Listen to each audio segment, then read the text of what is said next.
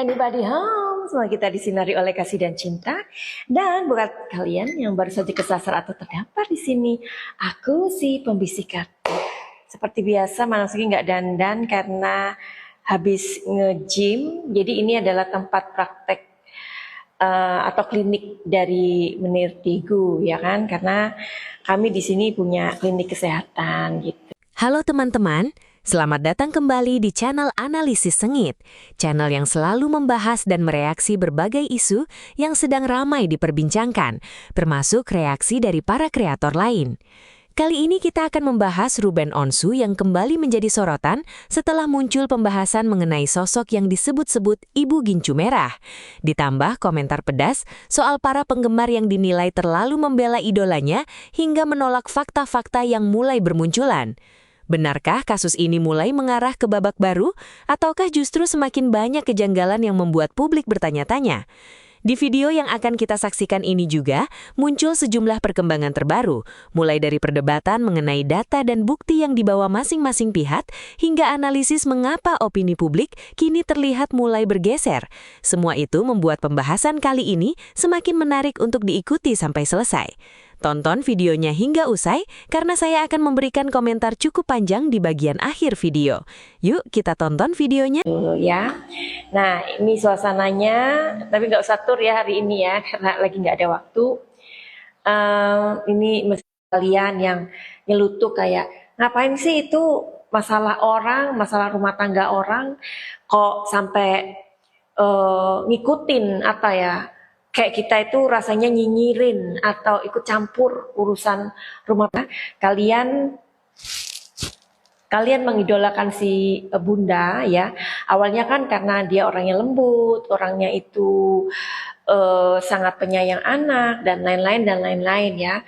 Bahkan rumahnya semegah itu, sehedon itu, sekaya itulah ya.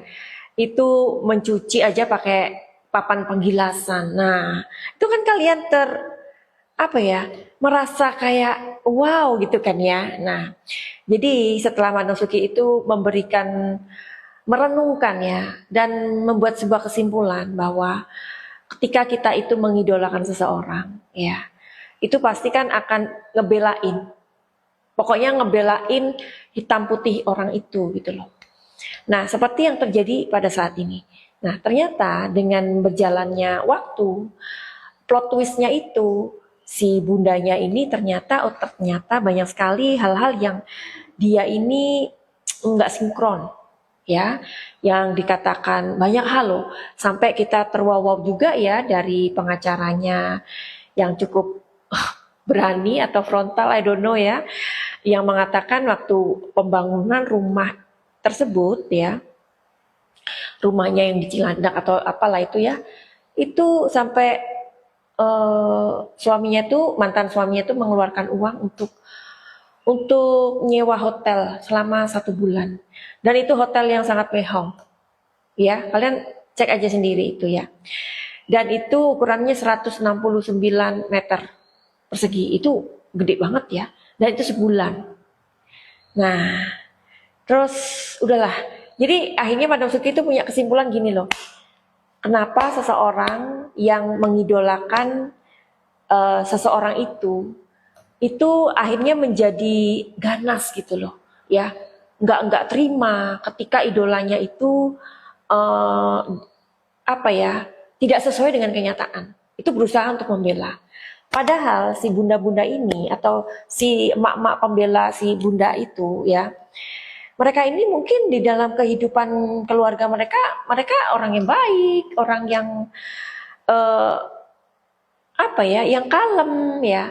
Tapi demi si idolanya ini agar karena tidak terima, karena dijelekan, itu menjadi kalap, menjadi ganas gitu.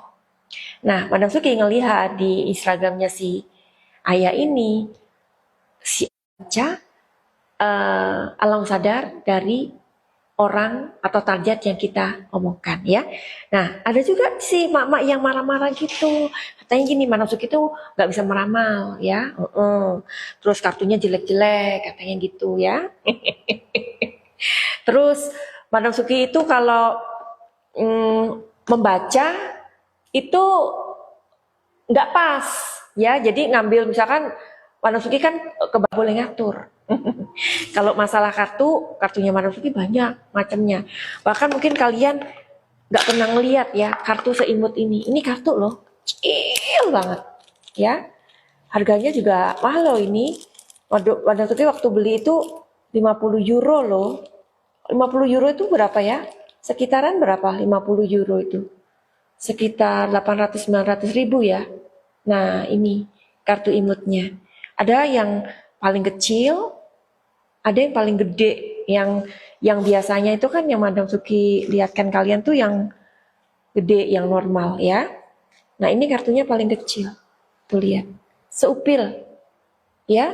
Karena Madam Suki suka traveling, jadi kartu-kartu yang dipakai tuh yang kecil-kecil aja. Karena berat tuh ya. Jadi makanya Madam Suki bilang bebal karena yaitu sudah dikasih tahu, ada buktinya, ada faktanya, masih ngeyel gitu ya.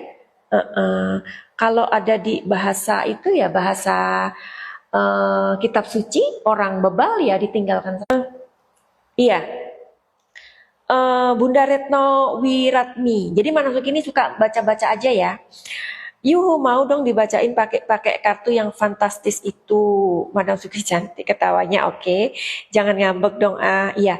Sebenarnya kartunya Madam Suki yang fantastis itu yang gede itu Bun, yang segini. Ya, itu juga harganya juga Madam Suki nggak sebut ya, nanti bilang sombong. Sih brutal itu.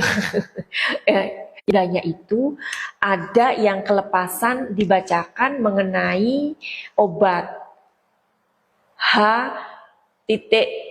Kalian tahu kan ya? Itu Madam Suki juga belum nyampe ke sana tuh. Karena ini Madam Suki tahu dari komen-komenan kalian dan Madam Suki belum lanjut sampai habis gitu. Nanti kita lihat ya. Jadi maksud dan tujuannya apa? Apakah memang itu sudah disetujui sama si ayah supaya ini dibocorin dulu. Kalau menurut Madam Suki ya, ini dibocorin dulu supaya nanti ketika yang sana membahas lagi, membuat pernyataan lagi, kalian semua itu udah tidak kaget gitu loh. Karena ini dibuka dari pengacara yang bersangkutan. Kalau menurut kalian gimana? Nah, jadi ya harusnya kan dia ini kan, oke, ini ada data, ada ini gitu ya. Aduh, ini pokoknya nggak kelar-kelar sampai Madam Suki ini nggak tahu harus bagaimana, harus mengeluarkan kartu tarot atau gimana. Hanya kita membahas-bahas aja ini, mendiskusikan. Kan nggak harus ya Madam Suki itu mengeluarkan kartu-kartu Madam Suki ya. Iya, oke. Terus ini lagi nih, apa ya? Oke.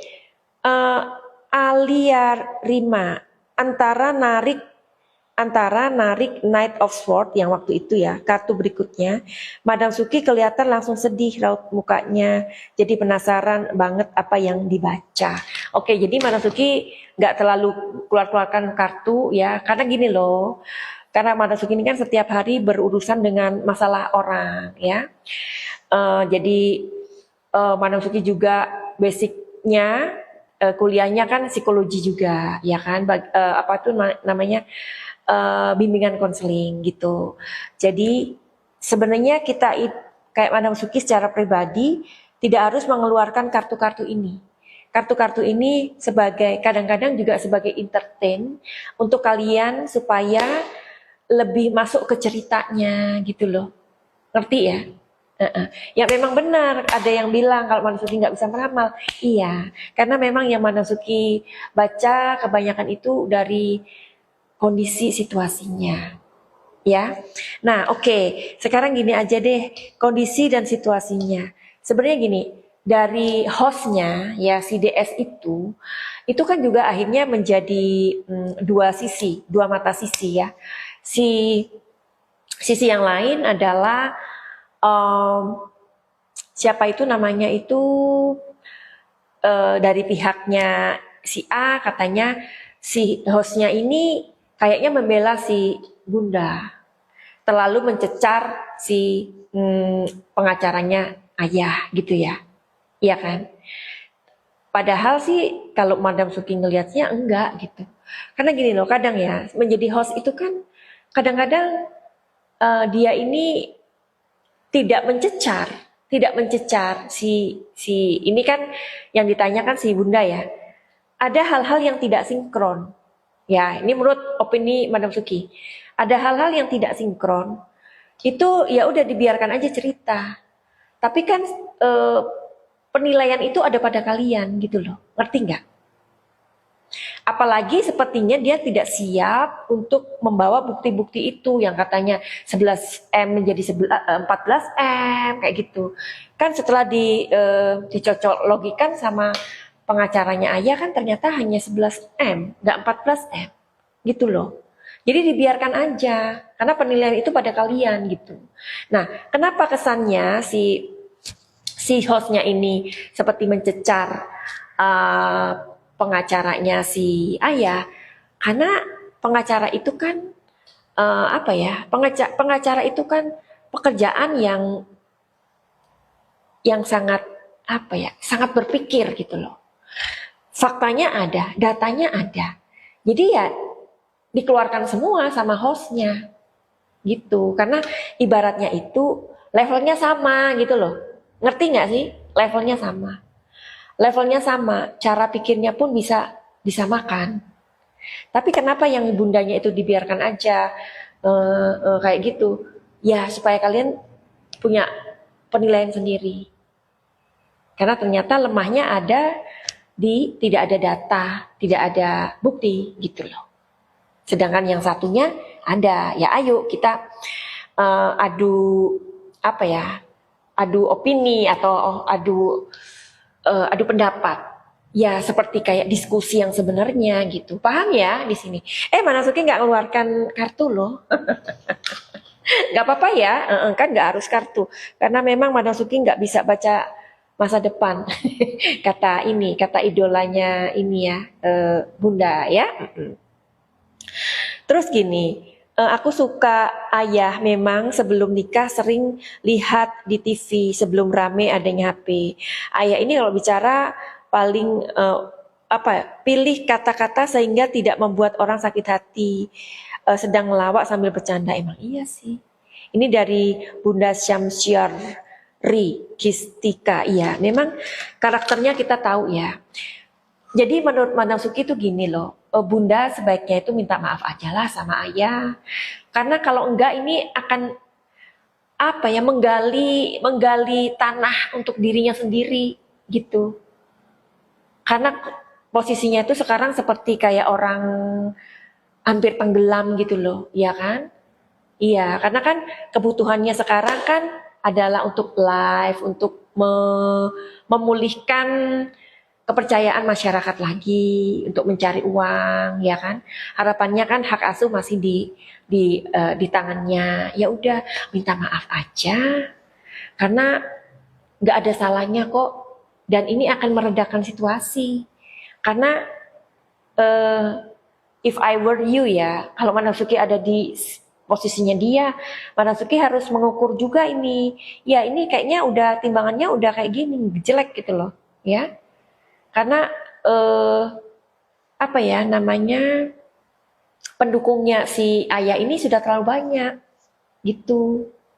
Nah, masalah yang apa ya namanya itu cancel culture itu kan meskipun kalian membuatnya kan apa ya namanya, nggak begitu berpengaruh juga kan. Kenapa?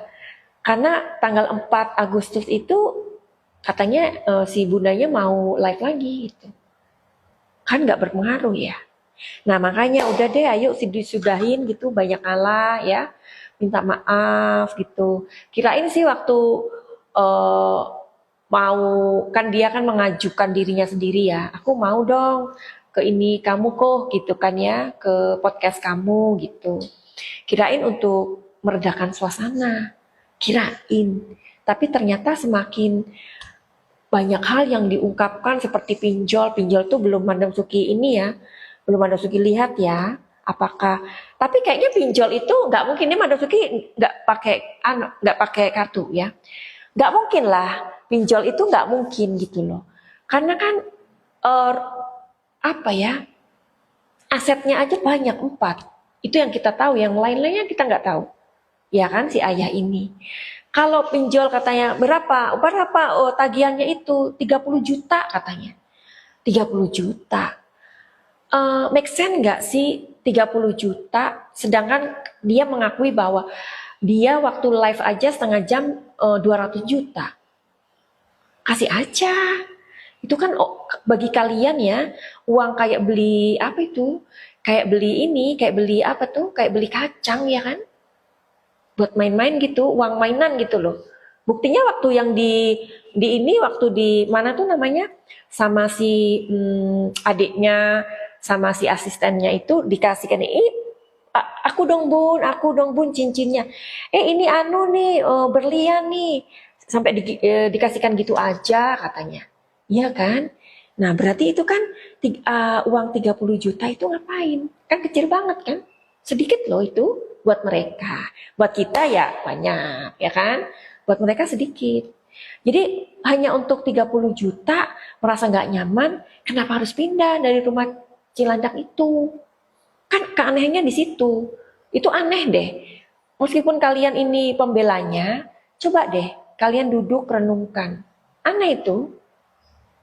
Ya, kalau kita disamperin orang, ngapain kita merasa nggak nyaman atau trauma? Kita harus datengin.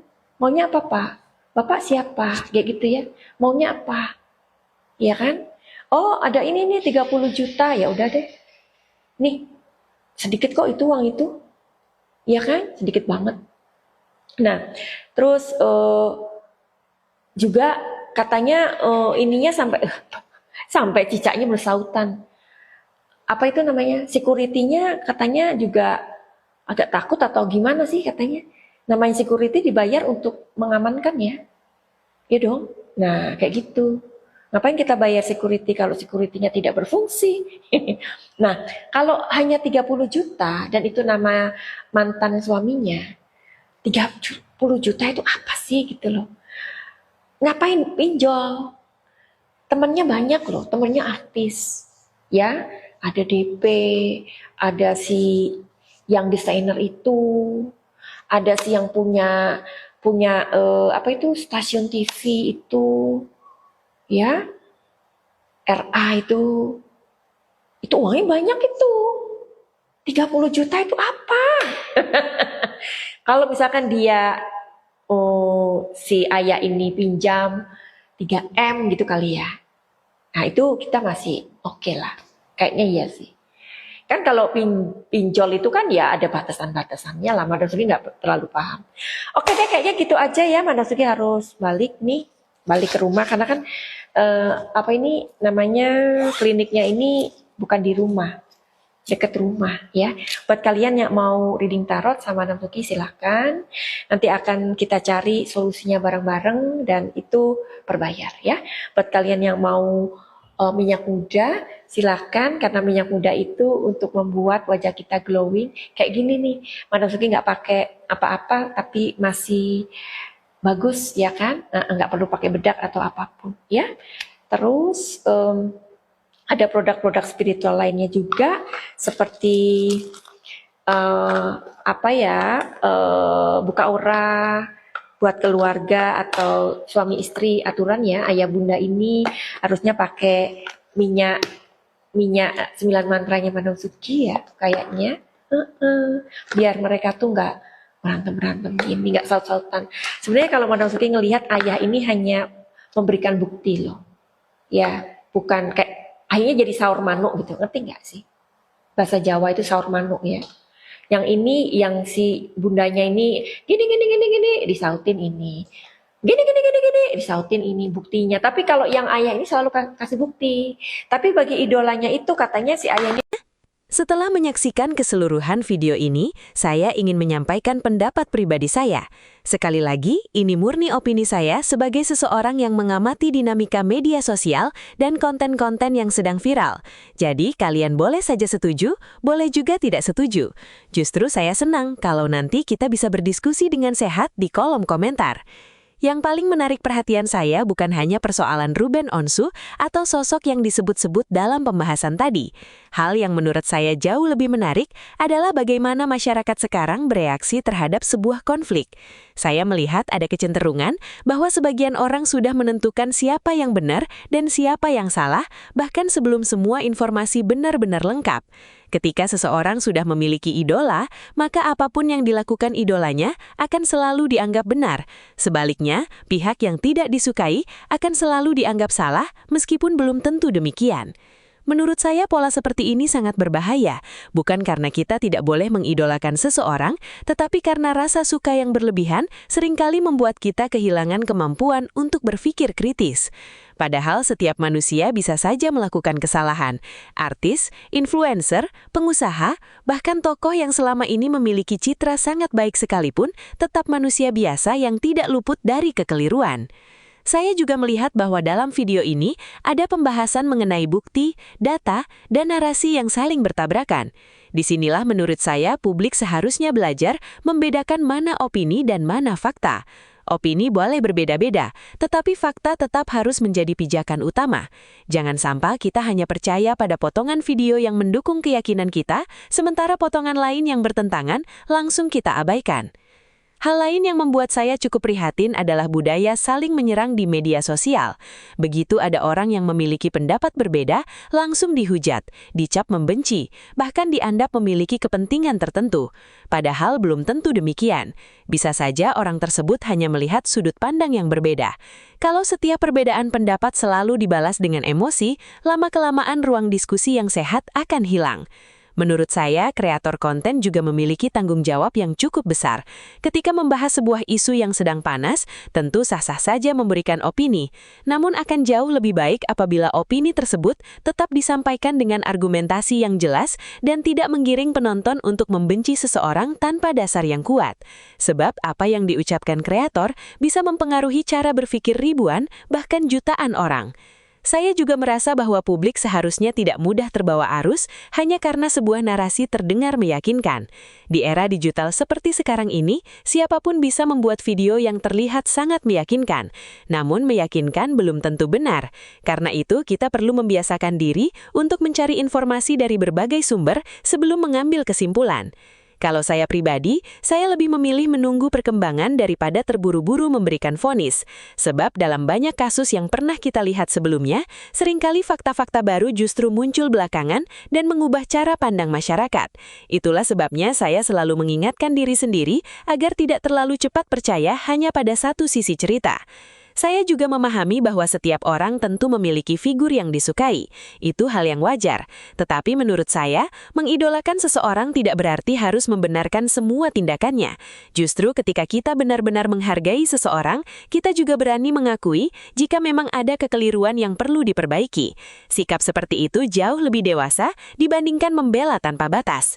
Dari video ini saya juga menangkap bahwa perdebatan di media sosial seringkali berkembang jauh melampaui persoalan awalnya, yang tadinya hanya membahas sebuah peristiwa, akhirnya berubah menjadi perang antar pendukung. Akibatnya substansi persoalannya justru hilang, dan yang tersisa hanyalah saling serang. Menurut saya fenomena seperti ini semakin sering terjadi dan patut menjadi bahan renungan bagi kita semua. Saya berharap siapapun yang sedang menghadapi persoalan ini dapat menyelesaikannya dengan cara yang baik, karena pada akhirnya, konflik yang terus dipelihara hanya akan menguras energi semua pihak. Publik memang akan terus mengikuti perkembangannya, tetapi penyelesaian yang elegan tentu akan jauh lebih bermanfaat daripada mempertahankan konflik tanpa ujung. Terakhir, saya ingin mengajak kita semua agar lebih bijak dalam menyikapi setiap informasi yang viral. Jangan mudah terpancing emosi, jangan buru-buru menghakimi, dan jangan merasa paling benar hanya karena mengikuti satu narasi tertentu. Mari kita biasakan berpikir kritis, menghargai perbedaan pendapat, serta menunggu fakta yang benar-benar dapat dipertanggungjawabkan. Bagaimanapun juga, dunia media sosial bergerak sangat cepat. Hari ini sebuah isu bisa menjadi perbincangan nasional, besok mungkin sudah muncul isu lain yang lebih besar. Karena itu jangan sampai kita ikut terbawa emosi berlebihan terhadap sesuatu yang belum tentu kita ketahui seluruh faktanya. Nah, sekarang giliran kalian. Saya ingin tahu bagaimana pendapat kalian setelah menyaksikan video ini. Apakah kalian sependapat dengan analisis yang disampaikan dalam video tadi? Atau justru kalian memiliki sudut pandang yang berbeda? Silahkan tuliskan pendapat kalian di kolom komentar, tetapi tetap gunakan bahasa yang santun agar diskusi kita tetap nyaman untuk semua orang. Kalau kalian suka dengan pembahasan seperti ini, jangan lupa tekan tombol like, bagikan video ini kepada teman-teman kalian, dan tentunya subscribe channel Analisis Sengit supaya tidak ketinggalan video-video reaksi serta analisis lainnya terbaru. Sampai jumpa di video berikutnya.